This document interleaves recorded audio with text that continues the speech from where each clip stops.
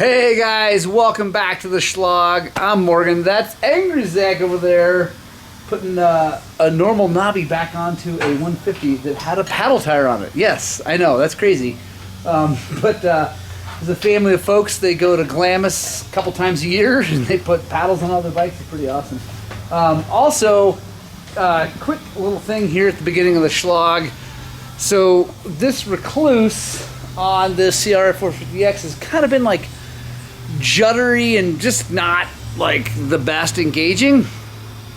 And I called Recluse and like, oh, yep, no, that happens. I'm like, well, what happened? Did we do something wrong? And he's like, no, you could have 5 of those bikes lined up, identical year, everything, install the Recluse exactly the same, and 3 of them would be perfect and 2 of them would squeak and judder. And anyway, turns out that the 450X does not have an anti-judder spring in it, and you can actually put an anti-judder spring in and it'll be all good. So anyway, we're doing that. All right guys, let's get on with the Shlog.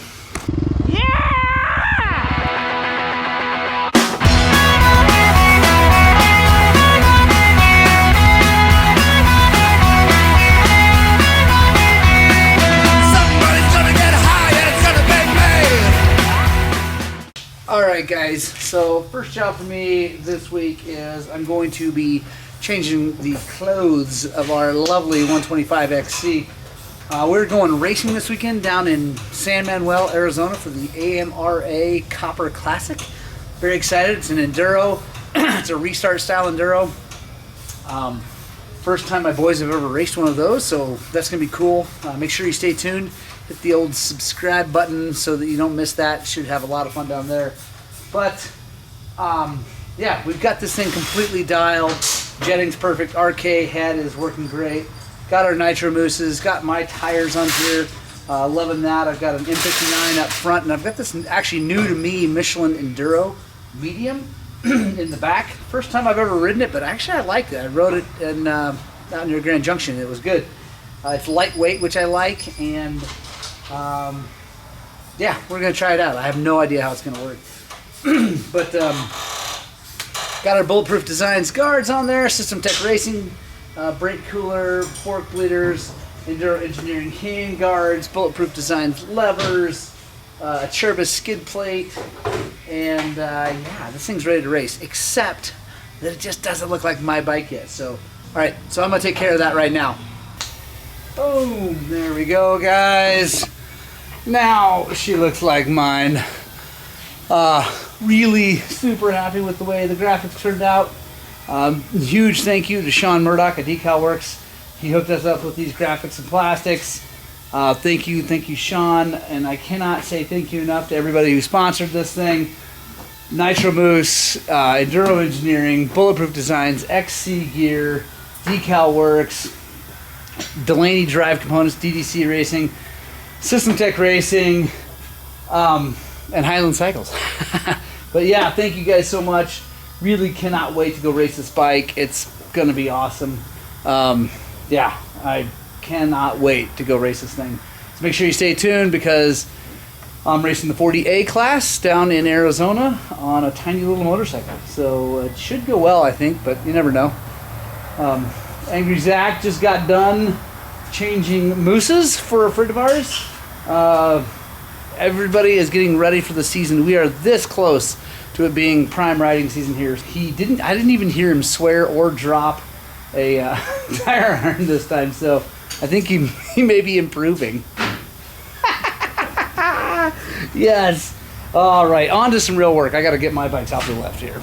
All right, guys, so back on the lift is now my arch nemesis, the YZ250F. I don't know if you remember from, I think it was last week's Shlog, or maybe, no, I don't know, whatever. This bike has been a nightmare to try to get to run right. It starts right up, it runs out on top really good. The mid-range is fine if you roll through it smoothly, but if you whack it, it hesitates and does weird things. Before you guys start commenting and going nuts on what you think it is, change the needle position. I've fiddled with the accelerator pump. We've replaced the mid-body gasket. Well, actually, the owner of it did. Whatever. I've blown the carburetor out 1,000 times. Nothing seems to change it jetting-wise. So I have moved on to what I think probably is some sort of electrical problem.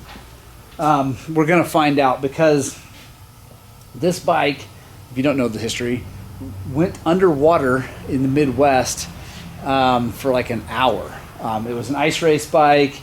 Guy went through the ice. It was underwater for an hour. They got it out. They got the motor all drained. I've actually checked the valves. I checked the stator physically, like looking at it, all that stuff. There's a little bit of rust on the cam. There's a little bit of rust on the flywheel, but everything looks fine. I tested the stator. Stator tested perfectly. Everything was good. So, yeah.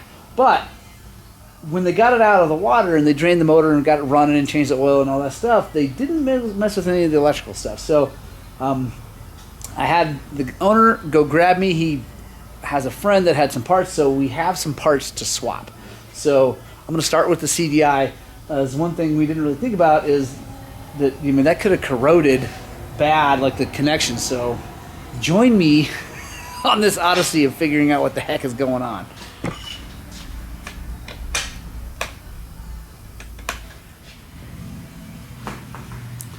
So there's a CDI. It doesn't look corroded, but again, it was underwater for like an hour. So could have gotten water inside there. I'm gonna go grab the other one. There we go. All right, I'm gonna fire it up and see what happens.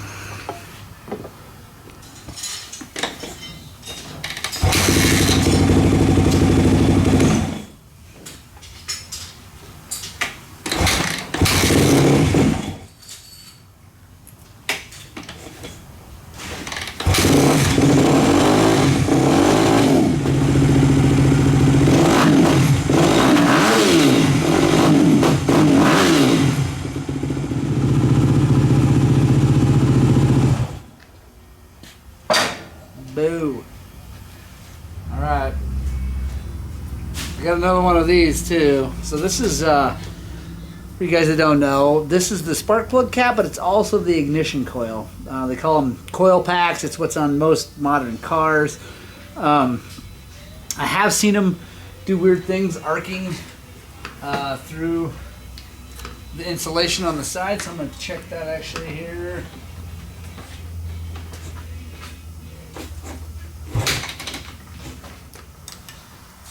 We got one of these, so we're going to try it too. I wasn't going to be able to do it. But next week, I think we can make it happen. So if you want to bring it down like Tuesday, if that works for you.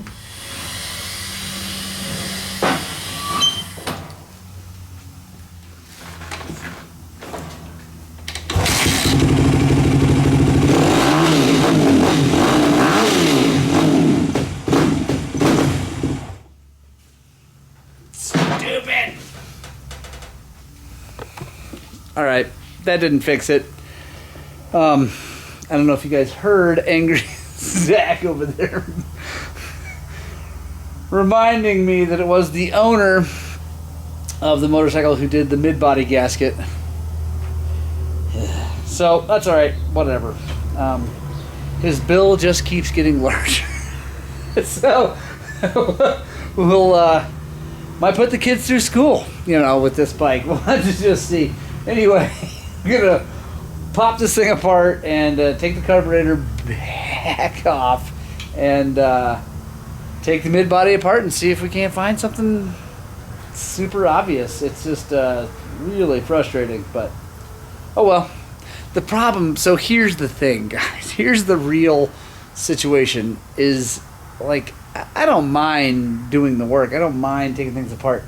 He's a friend of mine, and when I have to do this a bunch of times and the bill goes up, I just like get this pit in my soul about handing him a bill that is as high as this one's going to be, just because he's my buddy. And I shouldn't feel like that. He doesn't feel like, he has done nothing ever to make me feel like that. It's 100% my fault. So I'm going to turn the camera off, and I'll turn it back on when we get the carburetor off. All right, guys. So I'm gonna try to contain my anger.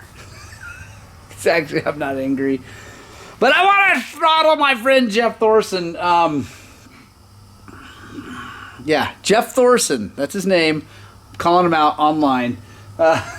Look at how happy it makes Zach. Look at him. You can see his happiness. Anyway, so he replaced the mid-body gasket, but he did that.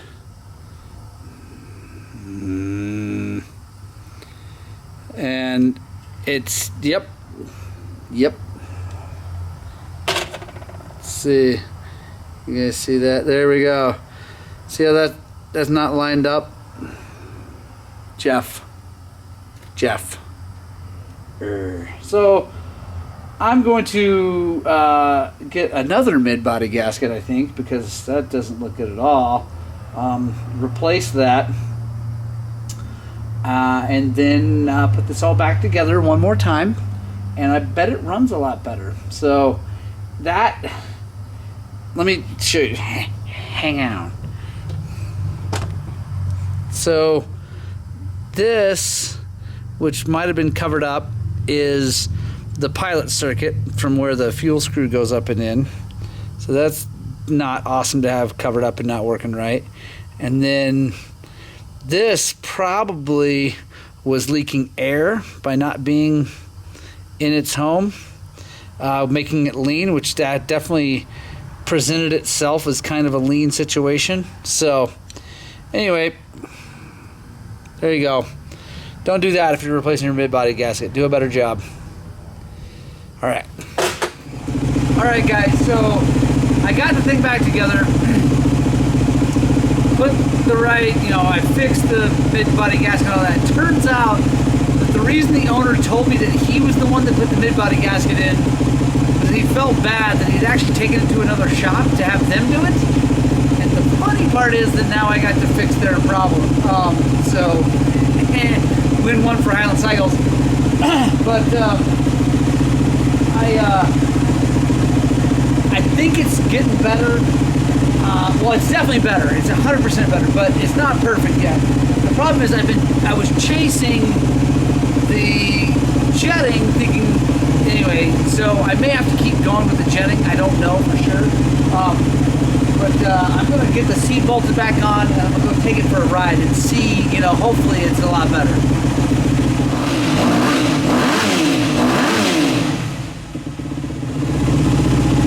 Oh yeah, that's way better. Yeah, I'm going to take it for a spin. Yeah, guys, it's all ready to rock and roll. I'm so happy. Yeah, it's fixed. Did some adjustment on the accelerator pump, and I feel really good about it. I'm going to give it to the customer, let him ride it. We're definitely right there. If he wants to fiddle with just fine-tuning the fuel screw and things like that to the way he rides and how, anyway, he can take care of that. But we got the problem solved, and that is awesome. Just so you guys know, quick note on jetting for these. We're here about 6,000 feet. It's got a 170 main jet in it, a 48 pilot, and the needle in the number 2 position, and it runs really good. And we did fiddle with the accelerator pump, but I don't know if it's different from... Yes! Zach is playing my song! So good. Anyway...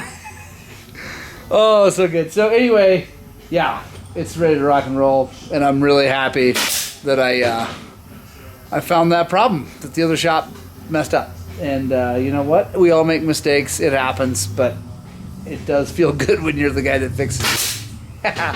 All right, on to the next job, guys. Hey, guys, so super awesome project for Mr. Sheets here. It is another 21 125XC. I inspired a friend of ours to buy one. I'm so excited. He's actually more appropriately sized for it. He's like 150 pounds. But I'm stoked because he brought it down and we're going to deck it out just like mine. Well, as far as the running, I'm not sure about protection and all that stuff yet. He's not decided on that yet. I think he's going to hold off money-wise. But we got him an RK head. show you that thing again because it's beautiful. Focus. There we go. Yeah, look at that. So pretty. Excited to have Zach install that. We're going to jet the thing and make it run really, really good. So, really happy about that. That's going to be fun. My next project, actually, my next official right now project is I just put a tire on one of my older rims, and it's a DOT legal tire because we are helping a buddy of mine with his 500 KTM. It's a 21 500 XCW that he's making street legal. Obviously, yes, it does have the same graphics as mine. It's funny, we actually did not coordinate that or mean to anyway.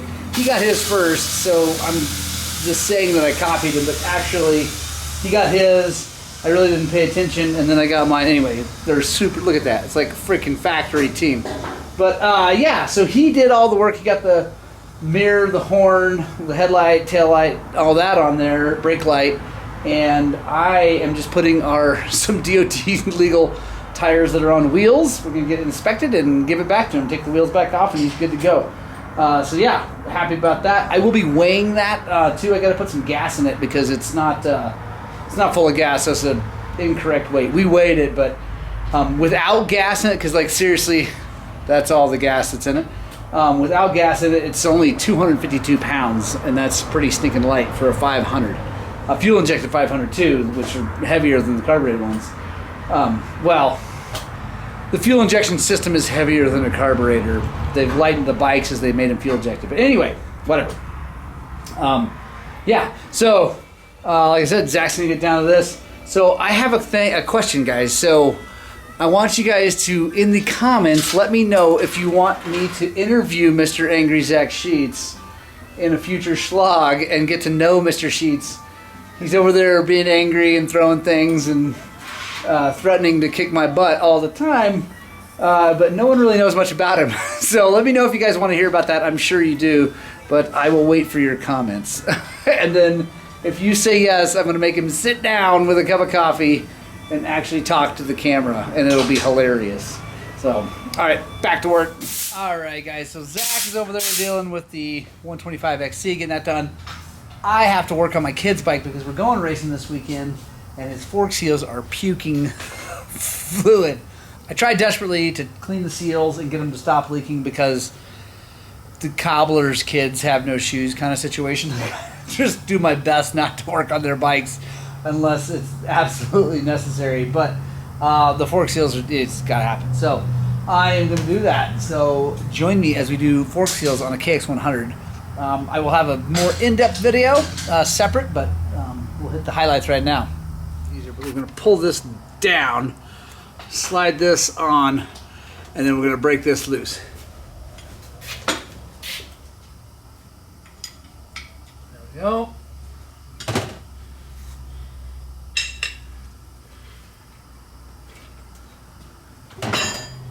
Now we're going to flip this thing up.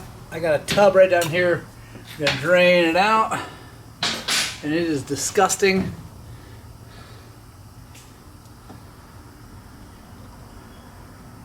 Oh my gosh, I can't believe this thing even worked. Poor child.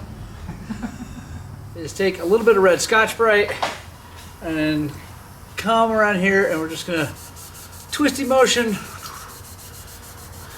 and put a little bit of a crosshatch in that fork tube.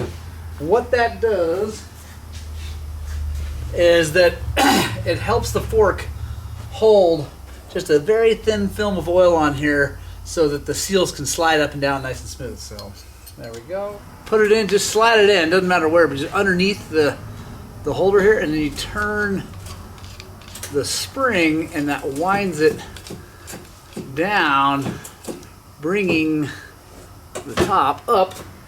So we can take our top cap and we take the fork, push on it, make sure it moves nice and smooth. All good to go. Oh, right on, guys. I'm going to cut the Shlog off here. It's actually only Wednesday night, but I'm working on my kids' bikes, getting them ready to go race. The 125 is all ready to go. And we're leaving tomorrow night, Thursday, to head partially down there. So I won't have a chance to edit and all that stuff. So I'm getting it done now so you guys can be watching it here on Sunday or whenever you're watching it. I hope that was a good Shlog. I hope you guys enjoyed it. As you can see, we got a lot of work coming up. So make sure you stay tuned. Make sure you subscribe. If you like watching the mechanical side of things, a lot of that is coming. We've been having plenty of stuff going on, but it's been winter. Now we're going into spring, and so it's going to get crazy. There's going to be tons of projects, tons of new stuff, great, whatever. It's going to be awesome. So make sure you subscribe if it's interesting to you at all. I just want to say thank you to everybody who's watching this, especially all you guys at the end. I say this on our Gospel of Two Wheels, but I want to give a big shout out to the Punk Rock Club. All you guys that stick around to the end of these videos, leave a rock and roll sign as a comment if you guys are here to the end. I really appreciate you guys. It means the world to me. Yeah, I love you. I hope you get out, you spread the Gospel of Two Wheels, and you know what I'm going to say. I really desperately hope that what we're doing here at Highland Cycles is inspiring you guys to work on and get out and ride your dirt bikes!